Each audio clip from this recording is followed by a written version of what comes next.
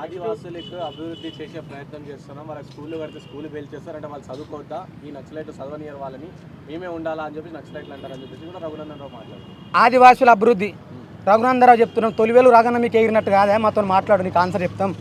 ఆదివాసుల అభివృద్ధి అంటే ఏంది? ఒకటే రోజు 8 లక్షల చెట్లు నరికేయడం ఆదివాసుల అభివృద్ధి?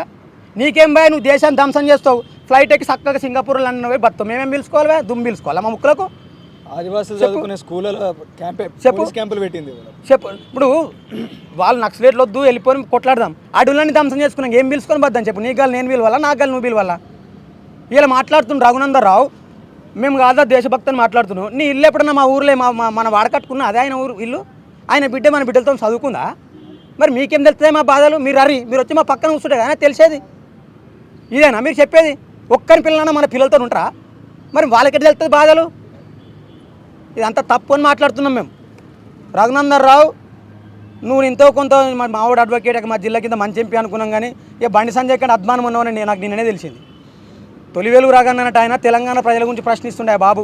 నీ లెక్క ఒక జెండా పట్టుకొని తిరుగుతలేడు, నీ లెక్క గుజరాత్తో అమిత్ షా ఉత్తర భారత్ వాళ్ళు చెప్పులు మొత్తలేడు. ఈ తెలంగాణ మట్టి కోసము, ఈ తెలంగాణ నేల కోసము, ఈ తెలంగాణ ప్రజల కోసం కొట్లాడుతుండు, నిలబడి మాట్లాడుతుండు.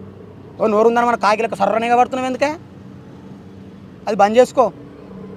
మాదదో నేల నీదాదో నేల, ఎగిరిపడొద్దు. బలం ఉందని చెప్పి దుంకులాడితే కాలం గొప్పది, నీ బలాన్ని కూడా గుంస్తారు. అప్పుడు మేము ఇల్లు కూడా దుంకులాడాలి అట్లా. అప్పుడు నీ మీద దాడి కూడా మళ్ళీ నేనే మాట్లాడాలి. ఇప్పుడు నీది కూడా దుబ్బాకనే నాకు తెలుసు. నక్సలెట్లు రఘునందన్ రావు ఫోన్ చేస్తారా? ఆ జోక్ కాకపోతే ఆయన కాట ఇంటర్నేషనల్ ఏంటది ఉగ్రవాదులు ఫోన్ చేస్తారట. నా ఊరునికే చక్క తెలియదు బాబును, ఉగ్రవాదులు వెళ్తావా? మా ఊర్లో మా అయ్యని అడుగుతారు, ఎంపీ కూడా చెప్తారేమో. మా అయ్యకి తెలియదు ఆయన ఎంపీ అని. ఎందుకు? అవన్నీ డ్రామా, అదో డకోల ప్రోగ్రాం, ఏం పని లేదు. ఉద్దర ముచ్చట్లు ఉత్త కథలు ఉన్నాయి రఘునందన్ రావు, అది బంద్ చేసుకో. చివరిగా